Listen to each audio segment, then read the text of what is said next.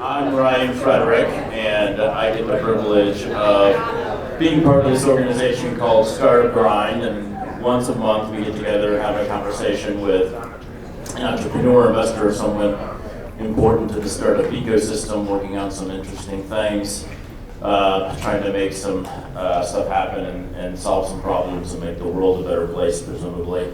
A couple people to thank. Our team from AWH, you would have met Katie or Taylor, or maybe both when you checked in.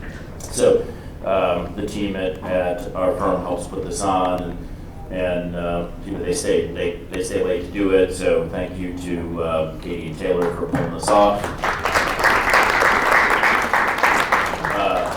Alex Brown from Dickinson Wright, the attorney-looking guy in the back. Alex has been a supporter of Startup Grind, came when nobody knew what it was and nobody else was coming, and then because he was already coming and I'm really good at sales, I said, hey, why don't you sponsor since you're coming anyway, and he bought it. So their sponsorship helps cover the cost of Donato's and bringing in some beer and stuff. So thank you, Alex, for being a supporter. Yeah, we've got a fun conversation tonight. I was telling Nick earlier, this is Nick Potts, by the way, from ScriptDrop. Welcome, Nick. Hello. Please welcome him for taking time to come and join us. I was telling Nick earlier that this is one of, if not the best attended and one that had the most interest in the last 12 months. So I said, I don't know if it's you or what you're working on at ScriptDrop or timing. And he said, well, it must be timing. So he's obviously humble because he don't want to take any credit for people wanting to show up and hear him talk about his journey and what's going on with ScriptDrop. So that's good. That you're you're humble. Although I also heard that you were nominated for sexiest founder of the year in the male category. So that's something to be proud of too. My wife may have nominated me or something. So who is Nick? When we think about who Nick Potts is, outside of being founder and CEO of ScriptDrop, what do you care about, and who are you when you're not playing founder or CEO? This is a question I talked to my wife about. Today, all I do is work, so kind of founder, CEO Nick, and normal prior to ScriptDrop Nick is the same. But growing up, I loved to play sports, loved reading, those types of things. We have a couple of co-ed teams at ScriptDrop that we played some sports this last year, and that was a lot of fun. We played flag football, kickball, as well as basketball. We were pretty good at basketball and football. Interestingly enough, it still, I can't process it. We had a lot of good athletes. We got beat 12-0 for kickball every single game. And it made no sense to me that these guys would come out, or these girls, that they were not athletic. And we have an all-American soccer player on our kickball team. She is the best female athlete I've ever met in my entire life. And we'd get beat 12-0, 13-0. And I'm like, how is this happening? So just a weird, kind of just example of sports and such. But our football team was pretty good. I'm actually thinking about, so it's an interesting, I think there are lots of analogies between sports and startups. And one of the things that gets said a lot, right now in hockey, the trade deadline is coming up. So what's getting said a lot now is, teams are trying to capitalize on their window of opportunity. And I think startups live that existence from the moment that you say, all right, I'm going to try to attack this problem and I'm going to try to bring a solution to market in a way customers care about. You have a window of opportunity as well. And I think it's a little bit more fatal than it is in sports, because the window of opportunity in sports is, are we capable of winning a championship this year? And if you don't, then you sort of rebuild, right? There's not really a rebuilding mode and opportunity for most startups. You in most cases, you get one shot. Now you might redirect inside of that window of opportunity. How do you think about that sort of timing component and window of opportunity for startups and for a company like ScriptDrop? It's a large variable that you have to consider and know it's important. As an example, for our seed round, which Rev1 led, I think 3 years ago, we were turned down by approximately 80 different funds/angel investors. A portion of those have came back and tried to invest later in ScriptDrop, and maybe I'm just a terrible person, but I never landed on we should take money from them later if they didn't see the vision and what we were wanting to do in the really, really early stages. But timing is huge. Where the tide started to shift for us was when Amazon bought PillPack about 2 years ago or so. That really allowed the market to see that you could build a billion-dollar, multi-billion-dollar company in the pharmacy space, with mainly taking the approach of being a technology company rather than a vertically integrated pharmacy PBM like CVS is. So being a founder and now CEO of a fairly fast-growing company, strategic or opportunistic? I would say me personally, I'm big on being strategic. I put a lot of thought into everything we do. I obsess over small details, put a lot of research into everything, kind of get tons of feedback from the other executives and managers and such in the company. And then once we come to some type of, I don't want to say consensus, but a lot of people are aligned, we're willing to take the jump and just dive into the deep end on the strategy. So given the role of founder and CEO, you've got to wear many hats, you've got to be good at lots of different disciplines. But if you weren't a founder and CEO, what would your craft be? What would your discipline be? Dream job? Yeah, sort of, I guess. What are you good at? I'm terrible at so many things. I don't know. When I was in college, I wanted to be a stand-up comedian for a little bit. Was not good at that. I wanted to be a writer. I wrote a book. You could do a little set right now. No, it was really blue comedy. A lot of curse words and such. It don't fit this environment. I wanted to be a writer. I wrote a book one of the semesters I was in college. It was terrible.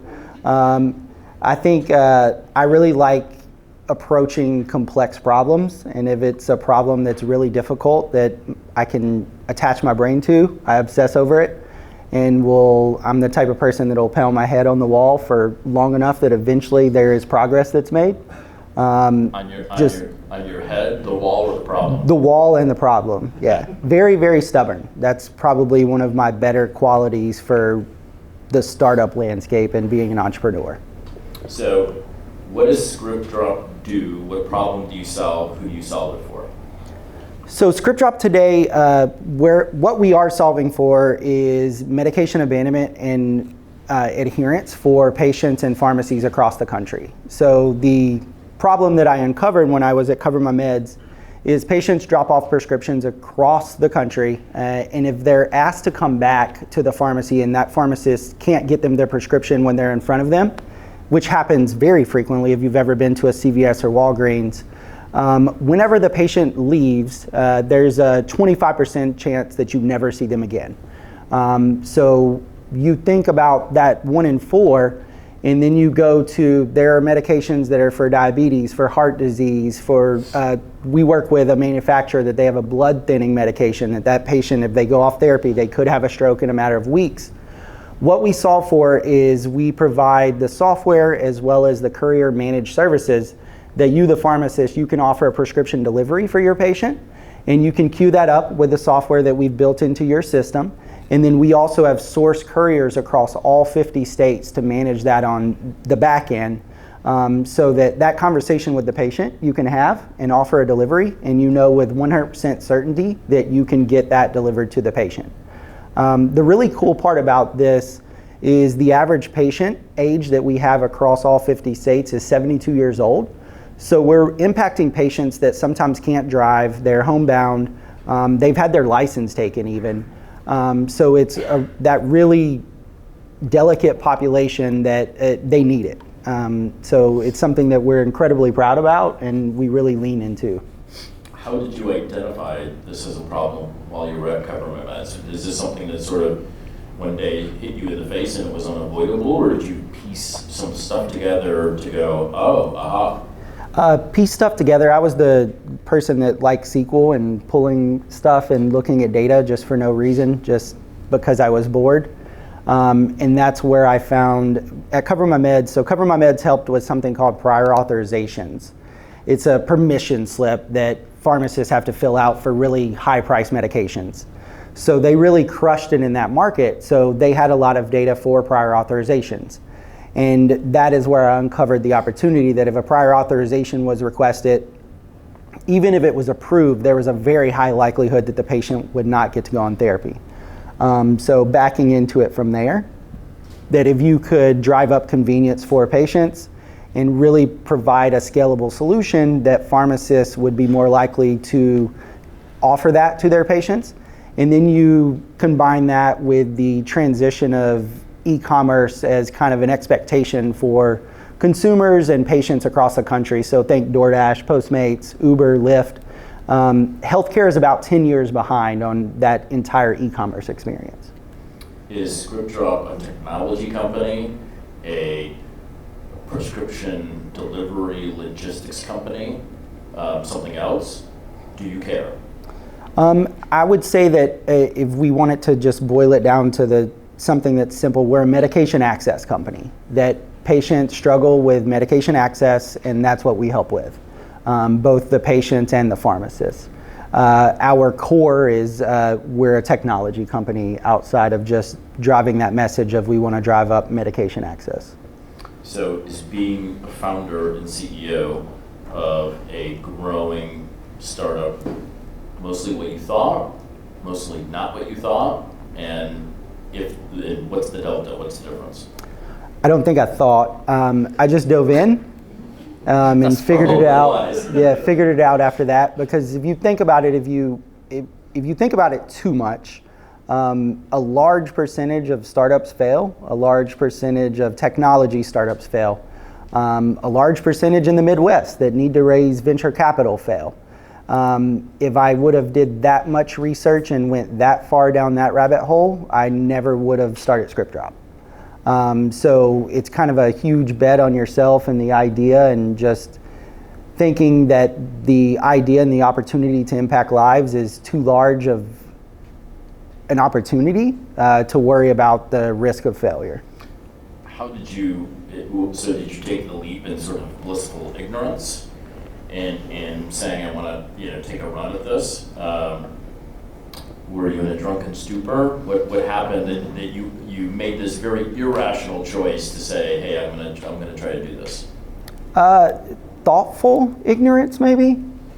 So this was another piece that someone had asked me in the past of entrepreneurs and founders having an ego or not. I think if you start a company, you have some type of ego that you look at the data and you land on, this is very, very likely to fail, but for some damn reason, I have the mix, a better mix of a good idea, team to execute and not fall on the 9 out of 10 that is going to fail for this. And then the other piece is it's still getting down to the ability to impact lives in healthcare is too large for me necessarily to care as much about the failure. That if, I think my first job out of college was at Enterprise Rent-A-Car. I could have stayed there and, been an area manager by this point, but that didn't impact lives at all. Whereas with ScriptDrop at this point, we're doing that on a daily basis across the country, and we're starting to get data on that. I think it was 2 weeks ago we published a case study. A hospital system in Baltimore, we lowered their abandonment rate by 88% for the year 2019 for all of their patients. Wow, congrats. Which from a healthcare perspective is astounding. The journey and sort of for you personally, being a founder, it's always a mercurial journey. How have you made it through some of the challenging moments and some of the points where you questioned whether it was a wise choice to do this and whether you should keep doing it or not? I continue to show up every day. So the two things that I can control personally is my work ethic. I directly control that, and I control my attitude each day. So each day, whether the prior day we sold a new client or we got really bad news from an investor or something, the next day I show up with the same work ethic and the same optimistic attitude. And I found that as long as I kind of continue with that perspective, that it's a lot of things have played out in a positive way. But there's days that it sucks, and then there are days that it's awesome. There are days that you upset someone that was a close friend or a mentor or something because you went against their advice or something like that. And then there are days that you make a ton of people really happy.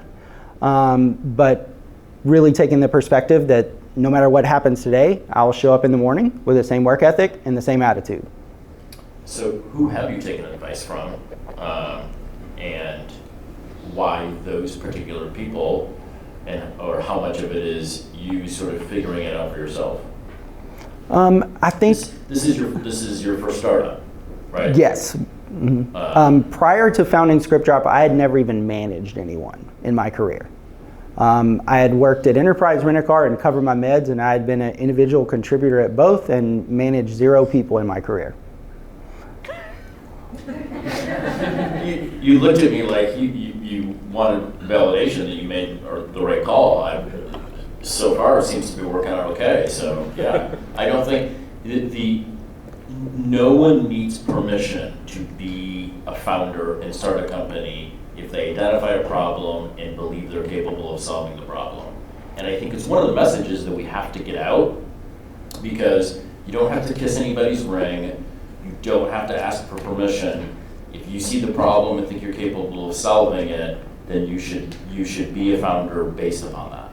And also the piece of understanding what you're good at and kind of your core competency, and then building the team around that you specifically recruit people that are good at things that you are not.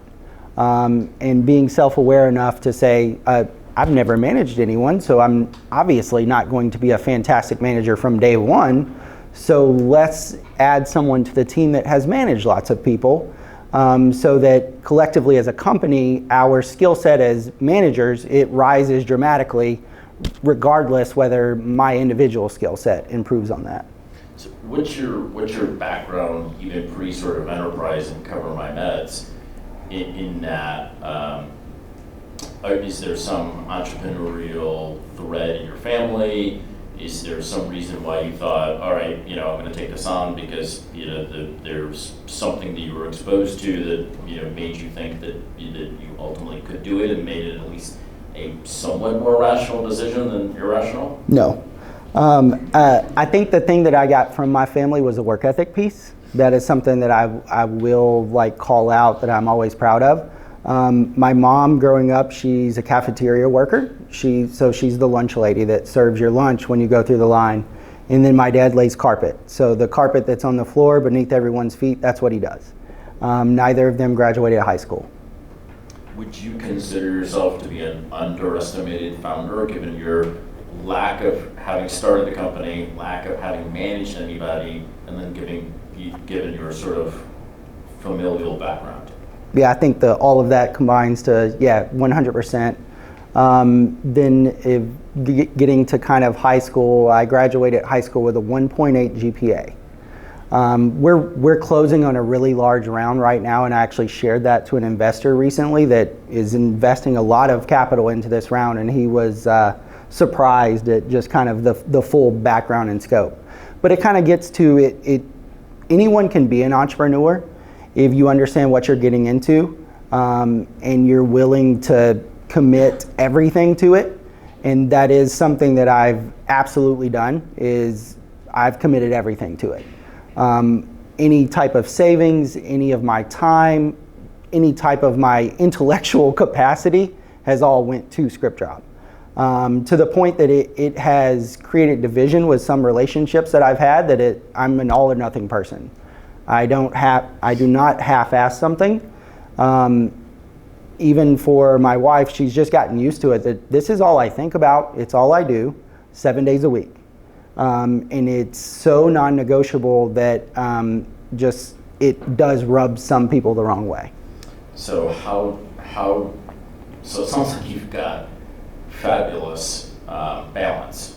I mean, it sounds like Yeah, I'm crushing that. Yeah. Work-life balance. Right, that part you've got in spades.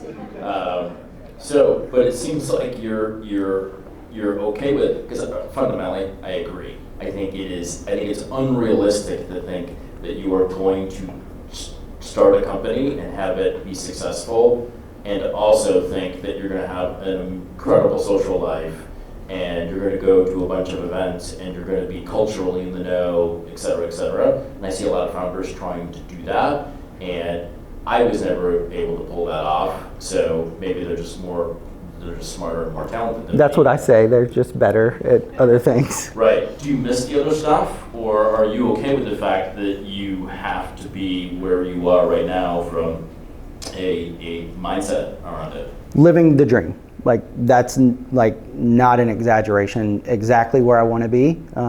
Every decision that has been made up to this point, incredibly grateful and thankful that I'm here. So you raised some money. You're raising another round now. You mentioned. Yeah, part of it's already closed. Mm-hmm. That process for people that have not gone through it is very eye-opening. I think Soul sucking. Soul sucking. Yep. A lot of people think that I don't know. They hear the stats. They see the stats, and somehow they don't think it's going to apply to them. That they're going to have to talk to 100 potential investors and investment firms, to maybe get a sniff at some capital. Mm-hmm. And yet that's the reality of the experience almost every time. How did you navigate those waters? How did you stay positive through all of that rejection and all that negativity? And then how did you fund, and how did you fund you living and the company starting while you were, going through those rapids? Yeah, so I'll answer the second question first and then jump into the first. When I left Cover My Meds, my wife and I, we cashed in all of our 401k and all of our savings and moved into my parents' backyard into a travel trailer for about 10 months. The goal was to cut down our personal burn to effectively zero, and then for me to focus 100% of my time on ScriptDrop.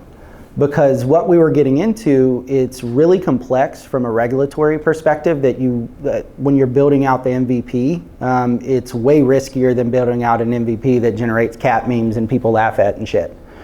We were delivering medications for patients that if the delivery was wrong to the wrong patient and someone died before the company even raised a seed round, we would be sued. So realizing that foundation had to be there of understanding the regulatory environment and navigating that, it was really, really important to get the early days right and making sure that we asked the correct questions. Getting on to the fundraising side, I think for fundraising and starting a company, if you're an entrepreneur and you're looking for consensus and you want everyone to agree and everyone to pat you on your back and say that you're a genius and you're right, you shouldn't start a company. There will be way, way more people that tell you you're wrong, that both on the employee side, you're just friends and family, that's before you even make it to the investment side. So understanding that and level setting expectations with yourself going in, it puts you in a better headspace. Think internally, if you don't have that skill set, you maybe shouldn't start a company, or you need to develop the skill set really, really quickly. That is something that my dad and mom always called it stubborn.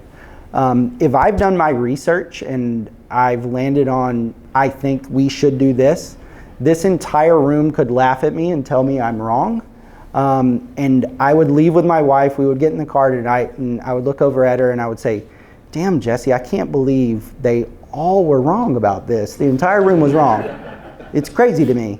And then the second iteration of that is 3 weeks from now, I find out I'm wrong, which is likely of that many people telling me I'm wrong. I would quickly course correct. Would you come back to all of us and apologize? Maybe. If you all were part of ScriptDrop, yes. I've done that before.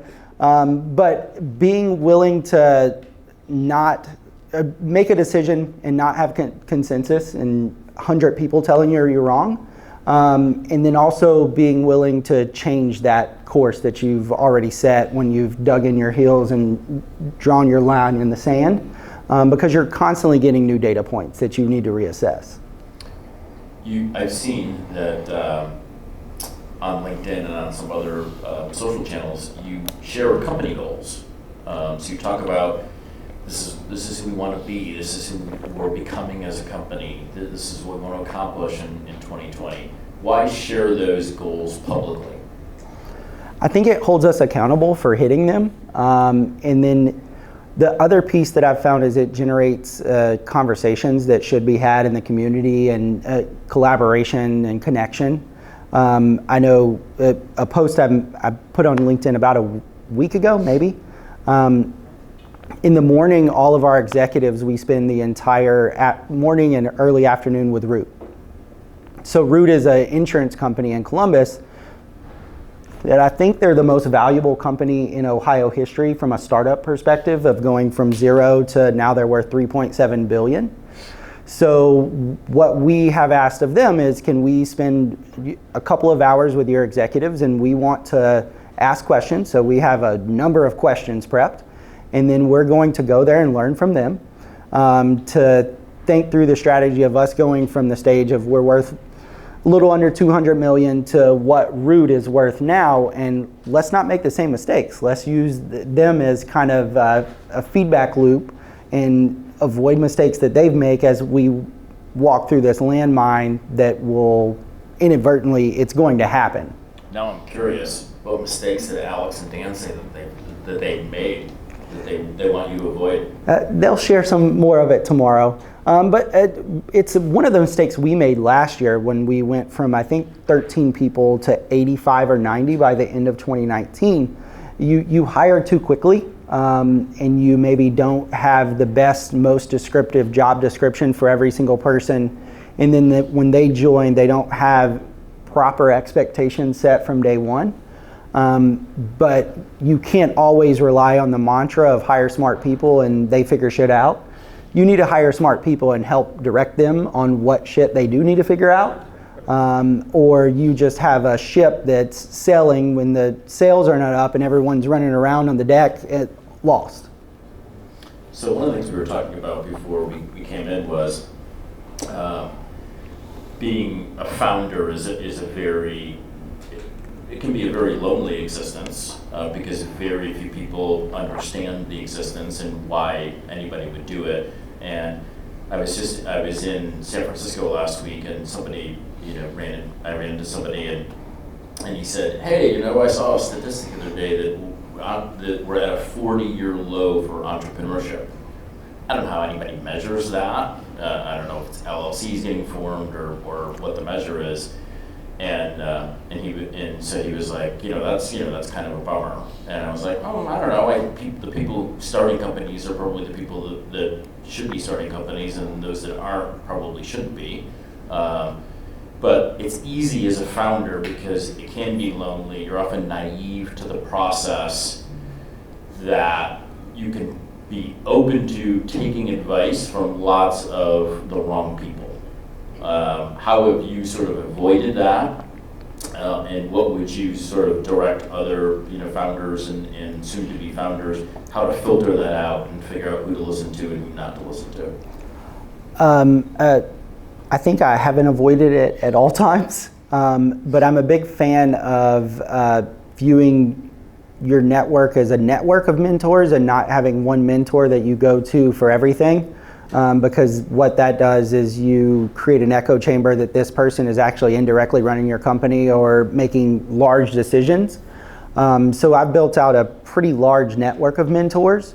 And then I also am I love the research component of we have the internet. You have mentors that you will never encounter that have written beautiful articles on Medium or some other type of publication that they would give you better advice than any mentor in your network. So treating both of those as kind of equally weighted, so to speak, and then coming to a decision. So that you do not have, if it's me just going to Ryan every single time I have a question, I should just hire Ryan and he can make those decisions internally at ScriptDrop. And then also being confident enough to get with your network of mentors, take their feedback and then say, that's great, but I'm doing the exact opposite this time. And giving them the reasoning for that, because whether you take their advice or not, they still helped you. They gave you another data point for you to course correct on strategy. How do you know whether you're succeeding and whether the company is succeeding? How are you measuring yourself and how are you measuring the company's progression? I think for me it's tougher. For the company, we view it as revenue growth. That's much more direct on following success. For myself, it's a little all over the place. I know recently for 2019, I put out an internal review where all of our team members could rank me personally on my job performance for the year. I think that where I would rank ScriptDrop is not where I was ranked by all of my team members. So there's definitely some slight disconnect there. But I always take the perspective that I need to continue to outgrow ScriptDrop or I'll wake up one morning and I'm not the right person to lead the company anymore. What's been the most challenging thing for you? Probably the folks that don't work out. I had a co-founder originally that didn't work out. We had different styles, different communication styles. He had a large family. I had no kids. 90 hours a week is a good week for me and wasn't the same for him. And then as we grew last year, there were probably 6 or 7 people that we hired that weren't a good fit. And I always internalize that and try to dissect it and think maybe the interview process was not good, maybe we did not actively manage them appropriately, expectations weren't set, but also looking at it from the flip side that there are just people that don't have a good working relationship with you or your company and you can't always, over-analyze that. So that's always tough. I have to word this carefully because this question could get me in some trouble. I don't pay attention to many of the hype pieces around Columbus is this or Columbus is that, around startups or what have you, because I think every place has to sort of work its own deal and be whatever it can be, fulfill its own potential sort of as a community. How much do you pay attention to that stuff? How much attention do you pay to other startups and fast-growing companies? You mentioned Roots, obviously you're plugged in there and paying attention to a little bit what's going on there. Beyond that, how much do you care about it and pay attention to it? I read articles and meet with some of the other founders and CEOs and such, but more of my limited brain power is on solving problems with ScriptDrop. And I feel like if we can grow to even 50% of the potential we have, it'll help out the community in untold ways that I won't even be able to understand. And just viewing that as a ripple effect that can reverberate across the entire city. How do you think about ScriptDrop's role in the sort of ecosystem? Do you think you have an obligation to come and do stuff like this? Either to help, from a recruiting perspective, that somebody might hear you talking, oh man, that sounds like a fabulous place, and they're doing purposeful work, and I want to work there. And do you think you need to be a voice for sort of entrepreneurship and a poster child for startup success in Columbus? How do you sort of view your role and the company's role in the ecosystem? Not an obligation. I think that would be the wrong word. Probably honored when I get to sit up in front of everyone and chat about our story. But on the sharing piece, I think as entrepreneurs grow and get more experience, that they're viewed as they should be a teacher, whereas more of my time is spent being a student and learning, both from others' experience and just getting better myself. That if I spend too much time being a teacher, I think that I'm selling the wrong message, that I know what the hell I'm doing, which on any given day I may not. Versus I think we should just continue to think through and send the message that there should be way more students than teachers. You've got a pretty diverse team. How intentional is that, or how sort of organic? It's slightly intentional and organic. I think if you start off with a good base of a diverse team, that it becomes more natural, because if you come into an interview and you see a diverse team, you're more comfortable with kind of saying, this is my number one company and I want to work there, versus if we have 30, 40 people and you come into an interview and you're a minority and you see all white males that are going bald, that's not a good look, and you're not going to feel really great about ranking ScriptDrop as the number one company that you want to work at. And then it will likely affect your interview. You won't interview as well. And then on our side, we'll rank you lower on the candidate list, even though it was ultimately our fault. So I think it's something that diversity for us should be celebrated, but the moment we start thinking that we have it solved for, with the next 3 or 4 candidates, if we don't think through that and make sure that diversity is top of mind, we'll quickly not be a diverse organization. So I don't think with that piece there's ever time for patting ourselves on our back. What's the team look like right now? What's sort of the company footprint as we sit here on a Tuesday night? Dominique, what would you say? She put together a slide at our recent all-staff for some of this. As far as diversity goes, what does the company look like? Yeah, like how many people do you have, and then what's sort of the diverse percentage? I don't have actual numbers, but right now we're at 87 employees. 87 total? 87 total. And in terms of diversity, I would say we're about half right now. Okay. So 50% diverse.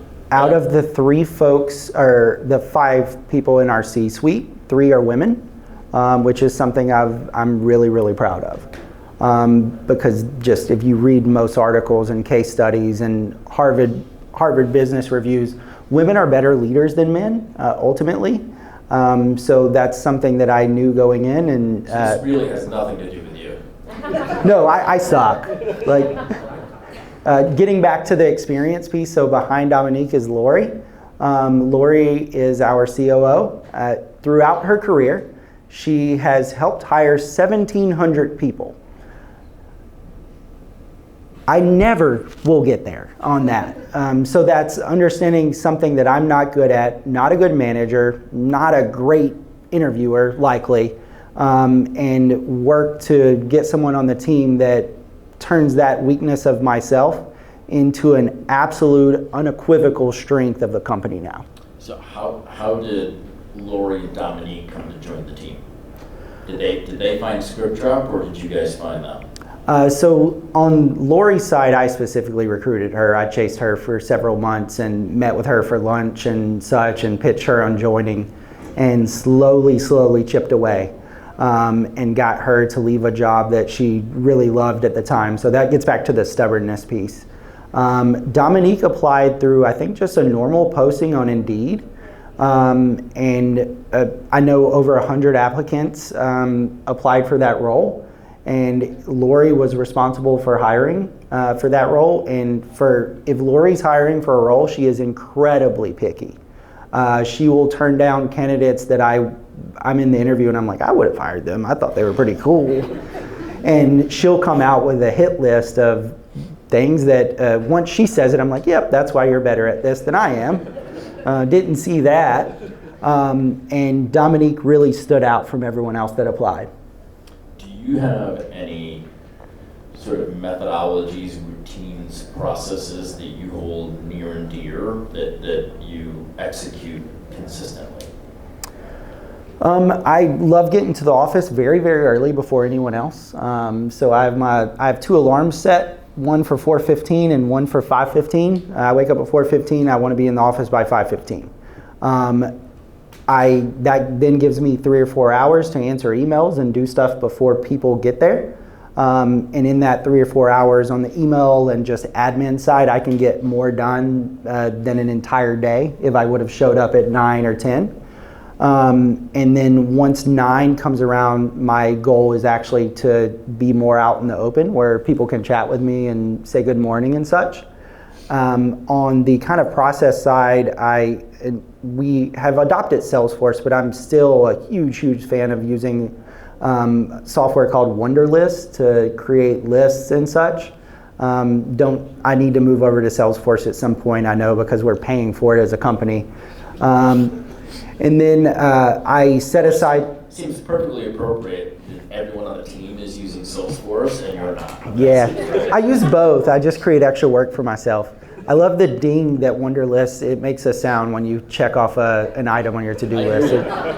Pavlov's dog. I really love that. Yeah, I'm still a Trello person. I've got Trello boards and cards, and it's been hard for me to move off of Trello. And then I really love setting aside time each day to read, whether that is a book or multiple articles that I've queued up. The one thing that I am terrible about, that it just kind of comes and goes in cycles, is working out and eating healthy. So that's something that I need to continue to improve upon this year. As you think about the future for ScriptDrop, would you say that you're successful now? Are you where you thought you would be, and that's why you would consider it a success? And what does the company have to look like for you to ultimately say, yeah, we did it? I don't know. I think you're asking the wrong person on that. One of our investors is Graycroft. They're a really large investor in New York City and the West Coast, and I think they manage $2 billion. They said we're one of less than 10 companies in Ohio history to go from 0 to being worth close to $200 million. So that's pretty cool. But that's not why I started ScriptDrop. I started ScriptDrop to impact patient lives. So the case studies and such that we have from that hospital system in Baltimore, those excite me way more, of lowering patient abandonment by 88% for a hospital system. You can actually track the data that our solutions save lives for that hospital system. That if you impact abandonment in that direct of a way, it saved lives. We're not sure whose life it saved, but just the math lines up.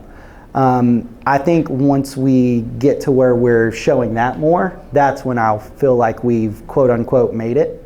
I think if you're starting a company and you're chasing money or any of that, you're in it for the wrong reasons and you're pretty likely to fail. Yeah, ultimately money's a derivative, right, of solving a high value problem that people care about.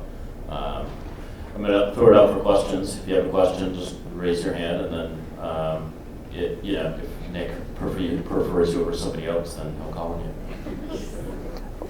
Yeah. You mentioned consensus a couple of times as kind of a trap, as a North Star that a lot of people follow, which I appreciate because I agree, like it can be a trap. What would you offer as a potential North Star instead of consensus? Repeat the question if you would too. And Katie from our team has a mic too, so when she sees you raise your hand, she'll get you a mic. So he called out that I mentioned consensus a number of times, and he agreed that you shouldn't chase consensus. And what would my North Star be in replacement of consensus? From a business perspective, or kind of just strategy? More strategic? Okay. Yeah. This doesn't answer your question, but I frequently do tell the company that when we think through strategy, decision making, and whether a business practice is ethical or not, I frequently ask myself, if I told this story to my mom or grandma, what would they say to me? That's helped me on making a number of key decisions that if my mom or grandma, who they're both way better people than I am, if I told them the story or where we landed on from a strategy perspective and they said, no, like that, I'm not proud of you at this point. That's where I've landed on some of the deals that have been pitched to us and such.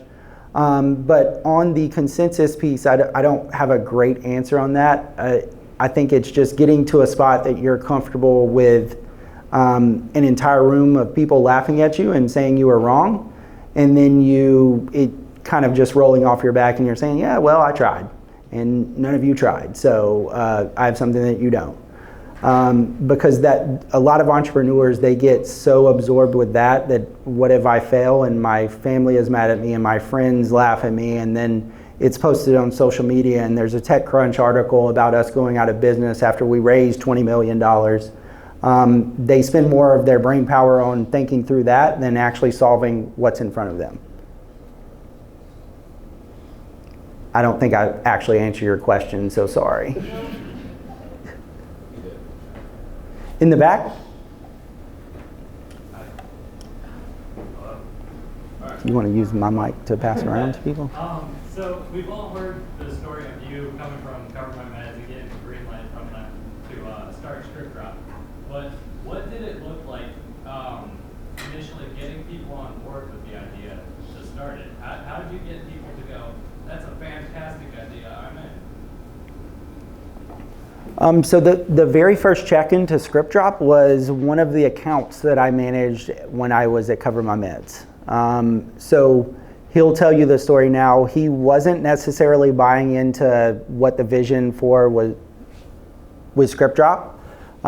He was more buying into my work ethic and what he had seen out of working with me for 3+ years. And then on some of the side of Rev 1, I think the reason that they originally invested, we were the first two, Larry and I, to leave Cover My Meds after all the knowledge that was gained there and start a healthcare company, which has happened in the Valley a lot when there's a really successful startup. So Facebook, Google, Uber, it happened with PayPal. They call them the PayPal Mafia. That from a VC perspective, you kind of view that as a signal and you just bet on them almost sometimes regardless of the idea, which tends to work out well if you follow these stories throughout the last 20 or 30 years in venture capital.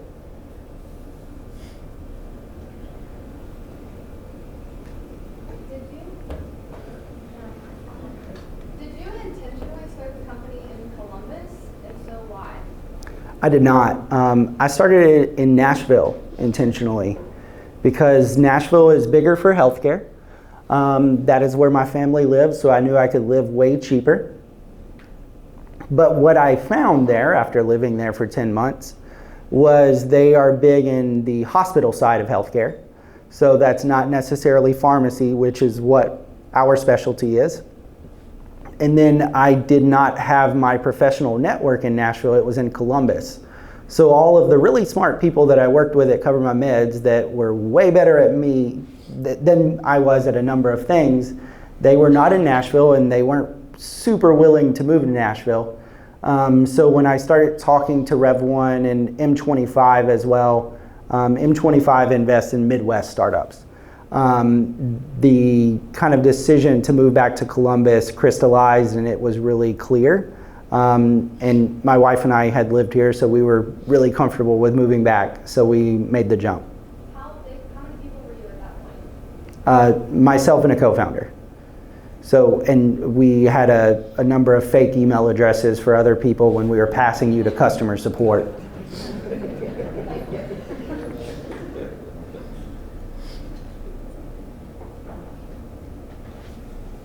Toughest question anybody's ever asked you? I don't know. It'd probably be something that came out of, I'm trying to think through the questions. We have a town hall every Friday at ScriptDrop now. I think we've done it for 6 weeks in a row, where you can ask anonymous questions. So there's been a number of pretty difficult ones. One recently that Lori had to answer, we have a number of really great benefits. Probably our worst benefit as a company is our 401k and our 401k match, that it's not really up to par, because we put money into paying for healthcare, and we have to kind of pick and choose where, employee benefits go. And whoever wrote this question, they absolutely trashed our 401k, and said I think it's 50% of national average. So we had to walk through all of that. There have been questions that ask how much of ScriptDrop I own, which is always complex to answer, and some investors don't want the founder to answer that, because then you can back into what each investor owns. And then also going through the employee review, me as an employee of ScriptDrop and everyone getting to rate my job performance, and then they had comments that they could put in that were anonymous on either pointing out really great things I did or really terrible things, and then peeling back that and understanding what action items I could take out of it to improve throughout 2020. That was a fortunate and really welcome experience, but it's not entirely comfortable. Yes? Yeah. How do you monetize the business? Is it paid by the pharmacies or the patients? So it's paid by the pharmacy. We're just a B2B company, but what we found is pharmacies are starting to charge patients across the country, and we're able to facilitate that. And what we're doing with our business model is, if you are a pharmacy that's charging the patient, we're starting to take the approach of charging you more, because that does affect volume and transparency and just a number of things that I don't really love participating in. We found that one pharmacy in California was actually making like $14 in profit per delivery from what they were charging the patient. So we do things to adjust expectations for those types of pharmacies. Like send them nasty messages? Or raise their rates or charge them for the software. I just don't want to found a company that we're driving up prescription access, but we facilitate hurting prescription access just to drive up revenue. It gets back to the asking the question and telling my mom and grandma about our story, and would they be proud of that? And they would land on no. You must have, I thought of one more question. You must have an incredible liability insurance policy, because you've got prescriptions going into the hands of couriers, going to patients that you own that chain. Yes, we do. We just had to up it actually very recently for a new large contract that we got with a nationwide hospital system. So yeah, it's pretty extreme. I think the threshold that I see most frequently with contracts is 5 million, but we have certain contracts that we've had to triple that. But it's something that we take really seriously, that if you deliver the wrong medication to the wrong patient and they sign for it and then they take it, and something really, really terrible happens, we should have that responsibility and take it seriously, and someone should pay at that point. And the couriers are not ScriptDrop team members, right?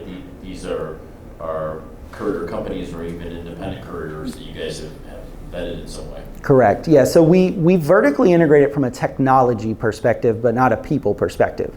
So the pharmacy uses our technology. We're integrated into their pharmacy management system.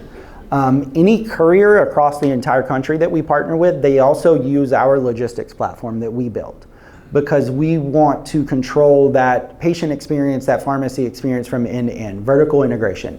But we partner with courier companies, and then they hire and staff for the drivers that they need for the volume for that market.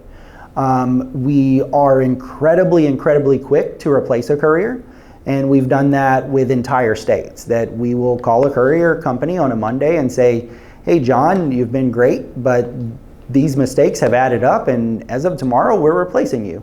And of course, John does not love that, but we have to think about our business as looking out for the pharmacy and the patient. And then the courier is a vendor of ours, and we hold them to pretty strict standards. Do you ever see a day, and this is really looking pretty far out, but Bezos and Amazon could never imagine having their own vans and competing with UPS and FedEx for the last mile piece. Do you ever see a day where you might be in the courier business inside of ScriptDrop?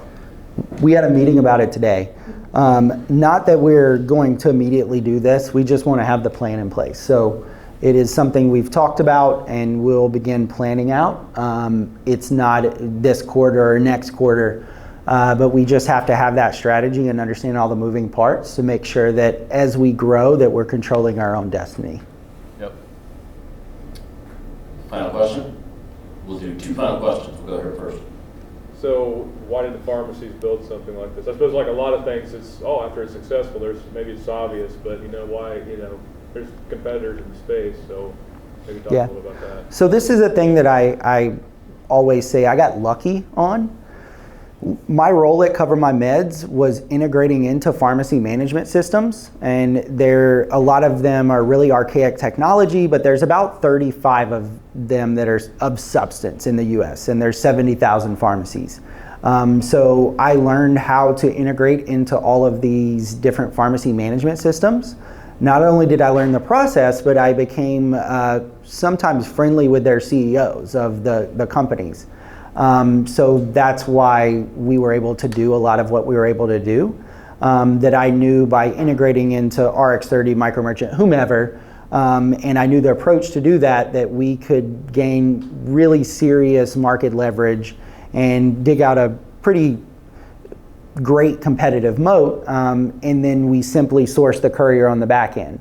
Because if you, the pharmacist, you log in every single day and you're filling scripts, and you go through your process, and then at the end you see a ScriptDrop button that's right there in your system, we become your default solution. So a lot of it is just luck from having worked at Cover My Meds, applying that knowledge to a larger and now much, much larger problem. And then the courier side, I knew absolutely nothing when I started ScriptDrop about courier and logistics. Joe, final question? What are some ways you found room to innovate in a highly regulated space? In increments, what we found is, so Albertsons was our first large national chain. They have about 2,000 pharmacies and 2,600 grocery stores across the country. And the reason that they were interested in us originally, we only had 4 team members when we pitched to Albertsons, and they signed a contract with us. I don't know why they did that. But they were interested in ScriptDrop because we understood pharmacy, and we built out a unique process for them to be able to queue up deliveries. We built out a PBM effectively, and we just used that PBM technology to allow the pharmacist to queue up a delivery. That's kind of our core tech today. We're not integrated into the pharmacy management system, but still allows them to keep everything in their workflow in the pharmacy management system in a different way. And then what we found from there is just pitching things a little at a time and not sharing our entire 4 or 5 year roadmap all at once. You don't want to just say this is our huge grand plan, but just getting them to launch that, a pilot, and then coming back and saying, hey, we're thinking about this. Even though we've already developed it, we just didn't want to give them too much to digest all at once, because it kind of kicks off their spidey sense, and they want to get legal involved and compliance and security, and then it turns into, I have a phone call and demo with 35 people, and you can get nothing done with that many people involved. For many startups, they're selling into big companies, as you've had to with ScriptDrop. And many don't succeed at that because there's high risk on the side of the big company, like an Albertsons, and they never sort of figure it out. How have you guys sort of figured it out and navigated those sales waters so that big companies go, yeah, what you're doing is interesting enough for us to at least give it a shot? A couple of ways. So in healthcare and pharmacy, credibility and network is really big. And a lot of us were fortunate enough to have that network from Cover My Meds, and I guess with some of these large accounts, I wasn't too terrible of account manager that they wouldn't respond to my email when I started ScriptDrop. So that helped out in major ways. The other piece that we've done in the past is if I have a contact and maybe that contact is not super engaged, we'll work with a salesperson at ScriptDrop to go around that contact and get with someone else that's lower on the chain and get them excited and then filter it up that way. And the other piece is just pure being relentless to the point that I know at one point I had on my calendar, it was every 5 or 6 weeks I had a reminder, and it said email CVS. And I emailed CVS for about 2 years before they, in the last couple of months, became engaged and we're starting to work through the process to work with them. And I would just email them updates of, here's what we're doing new. We launched this new market. I see that you're there. We have this new feature. And I think it was 12 or 13 emails. He never responded. And then suddenly he said, okay, Nick, you've got my interest. And then we were able to get on a call. I think he just realized I was not going to go away. If anyone's ever watched Shawshank Redemption, how Andy Dufresne writes a letter every day for like multiple years, I do that. I'm that guy, which can be absolutely exhausting sometimes. Hey, Mr. CBS, we're rolling out of this area. Oh, look at that. You're also there. Yeah, Chances, yeah. Right? Please help me thank Nick for joining us.